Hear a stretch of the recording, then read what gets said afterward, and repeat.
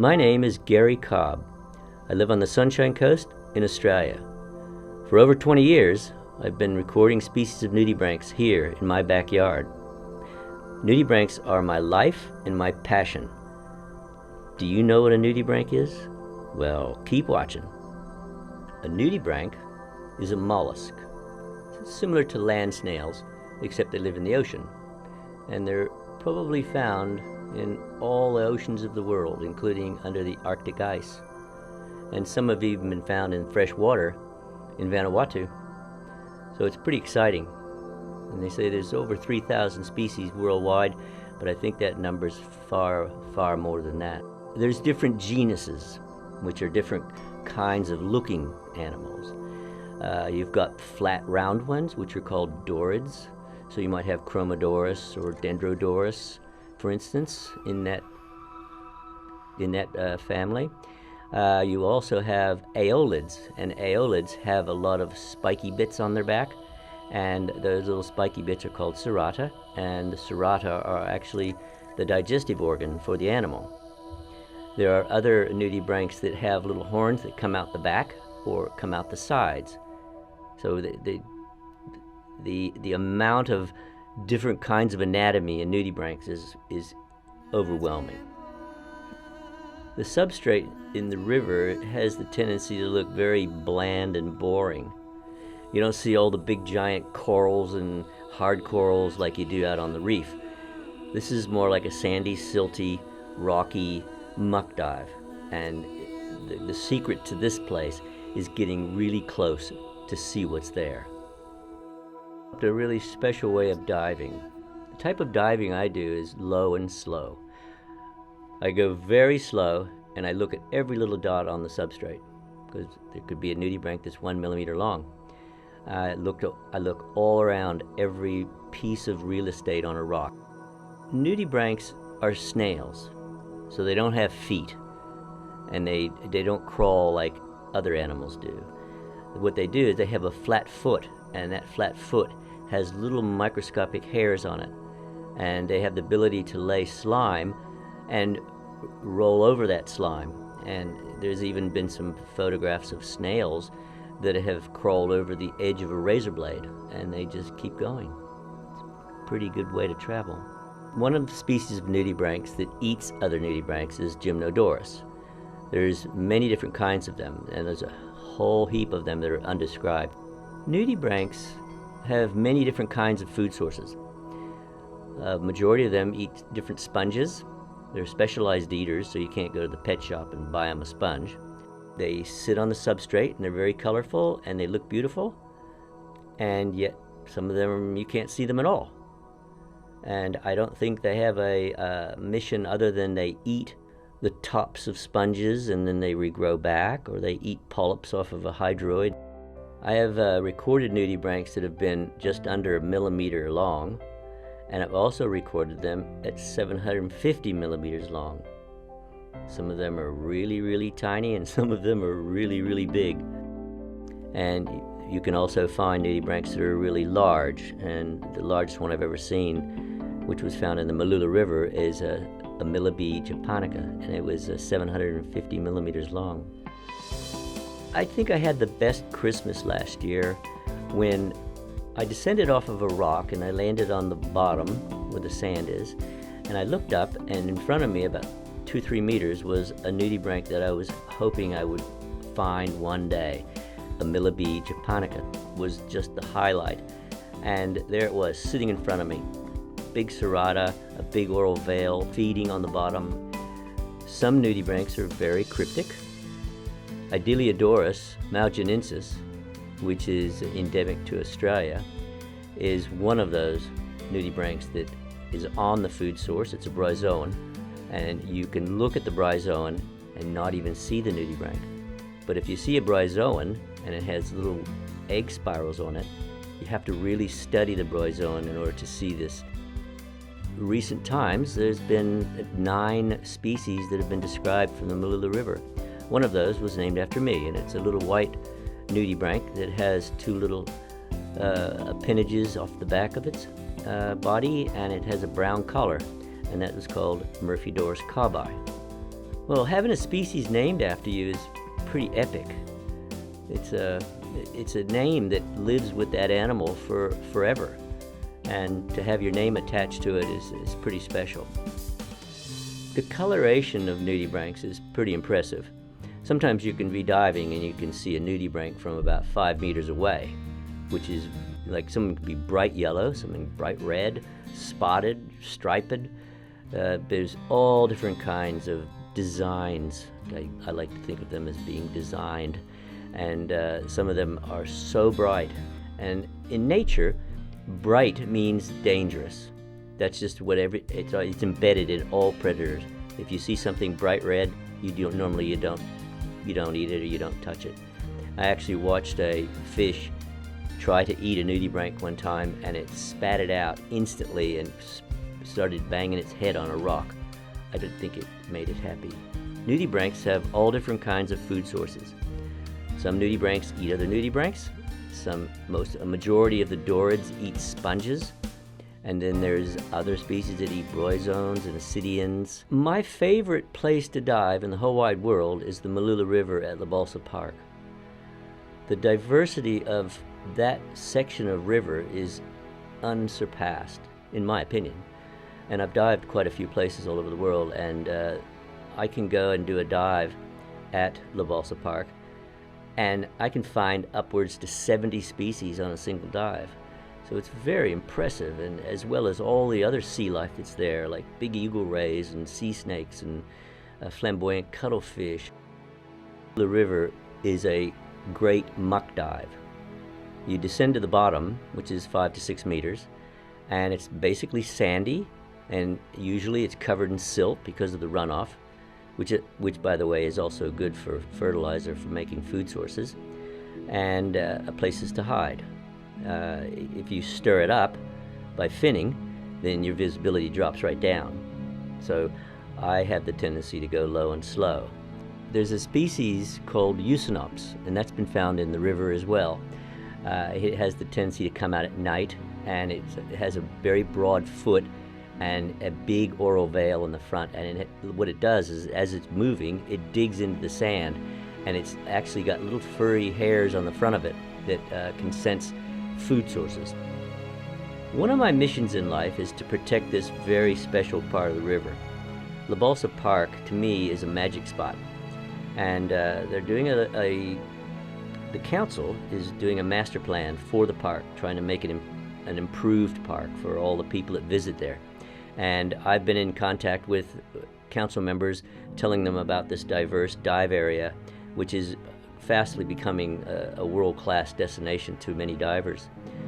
They see what I find there, and then they want to go and see the same thing.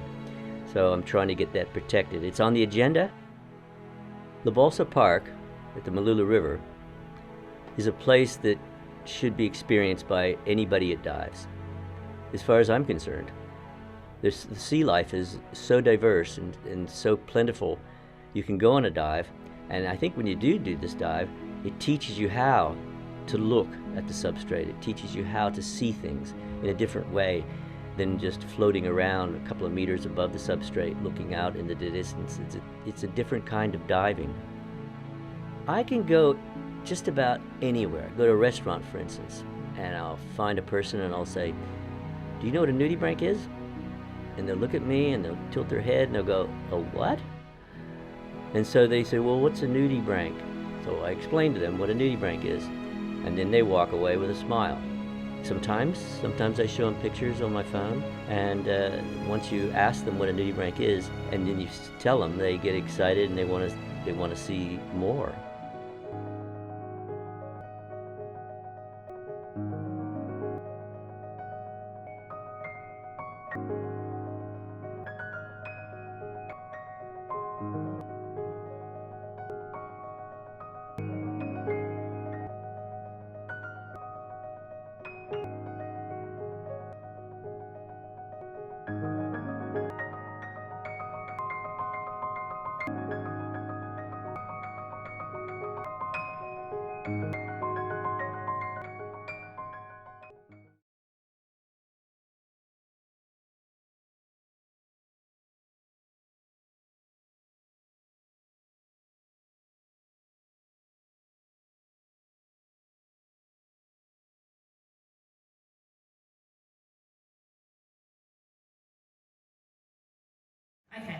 let's get things going.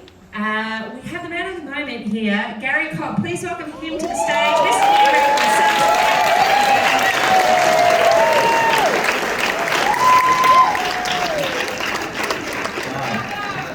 Hello. Now, Gary didn't get to see that, but can we have that raise of hands? Who didn't know what Nudibranch was beforehand? Wow, that is wonderful. That's my mission. Everybody's got to know what a nudibranch is. You're going to go home and tell all your friends about them now, aren't they incredible? Now, Gary, we can obviously see from that film and your knowledge that you are incredibly passionate about them. What is it about them that makes you so fascinated by them? Did you watch that video? And other than that, well, like, there's a lot of things in the ocean. Why them? Number one, when you go in the ocean, you realize that everything in the ocean wants to eat everything else in the ocean. Number two is, when you look at everything in the ocean, everything wants to swim away because they don't want to get eaten. But nudibranchs will sit there and look beautiful, and you look at them all day. So that's what I did. Nice, so you don't have to chase anything. Don't have to chase anything.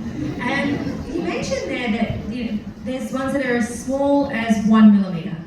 How do you see a 1 millimeter nudibranch? I can actually see this close, vividly clearly, underwater. And that's how it works. We just have to go low and slow. We do have these little fins on our feet, but if you're going to do what I do, you don't use them. So, low and slow. Right, and then you can see 1 millimeter. You can see 1 millimeter animals, yes. And then, so for you, have you got a tick list of the nudibranch that you want to see and photograph? Well, you read in literature that there's about 3,000 plus nudibranch species in the world.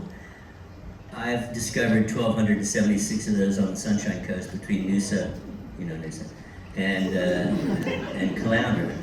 And a lot of those have been found intertidally.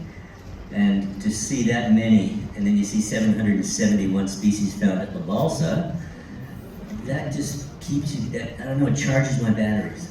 And then, like, I went for a dive 4 days ago, found another new species to the Sunshine Coast. It's an undescribed genolus. So. And is everywhere like that, like around Australia, or is that something very specific to this region? The Sunshine Coast is probably, in my opinion, the most nudibranch diversity in the world. I mean, I can go on a dive. The record, I'll tell you a couple of records for La Balsa. One dive, 2 people, Cheryl and me. We did a dive, and we dived for 5 hours, and we recorded 71 species and 7 new species that we'd never seen before on one dive. That's never been repeated anywhere in the world.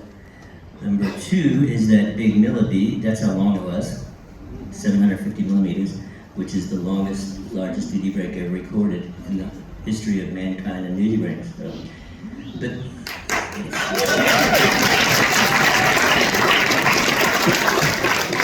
it's really funny, because the Smithsonian Magazine did an article about Balsa and this guy named Gary. And the writer comes out and she does the article, and we go to a restaurant, and I said to her, it's like, nobody knows what nudibranchs are. It's sad. That's why I wear this shirt. I tell everybody about nudibranchs. And I said, you go ahead and you pick anybody out in that restaurant, ask them where a nudibranch is and see what they say. And I'll say one of 2 things. A what? Nudie? What? Anyway, so she goes over to this lady and this couple, and she asks for the nudibranch. Well, she's from the Guardian newspaper. And the woman looks at her and goes, excuse me? And anyway, she just told him what a nudibranch was. And then she found another 3-4 people on a table and asked the same thing, and there was the same reaction. And as we were leaving, this couple are coming in the direction we are, and I said, oh, let's ask them. Excuse me, do you know what nudibranch is? And they go, yeah, we just heard you. So it's amazing when you don't know something, but there's so much diversity. It's just like an awakening to me, And like before I really discovered what was at La Balsa, everybody thought it was just a mucky old river and trawlers and boats and fishing people, but it's more than that, and that's why I'm really trying hard to get this little section protected from things that want to hurt all the things on the bottom. I mean, you've got big eagle rays and snakes and eels and 50 plus species of tropical fish, and I hate to say this, but I gotta look at those things when I'm looking for nudibranchs, so it's sad. They just get in the way, do they? They get in the way, yeah. So I have some questions. Nudibranch, you see all these different species, but do they hang out in like groups of the same type, or is it just like one of each different one? Because you've only seen one of those big ones. Like, who did that mate with? They actually go where there's food. Nudibranchs do two things really well: eat and have sex. And sometimes they get knocked off their perch, so they've got to crawl to find one of those two things. That's how they spend their whole life. If they can find food, perfect. If they can't, then they die. So a nudibranch will live from 1 week to up to a year. So they're among the most ephemeral of all sea life, because you didn't know what that word was. Amazing. And then what else do you want to let the people know about nudibranchs? How many people know what a nudibranch is? So 400 people now know what a nudibranch is, so my mission is complete. And I thank you all for watching the video. Look, I put it together, and I'm a graphic artist my whole life, and I was just trying to paint a picture of what this diversity is, and I'm so happy that you guys get to see it.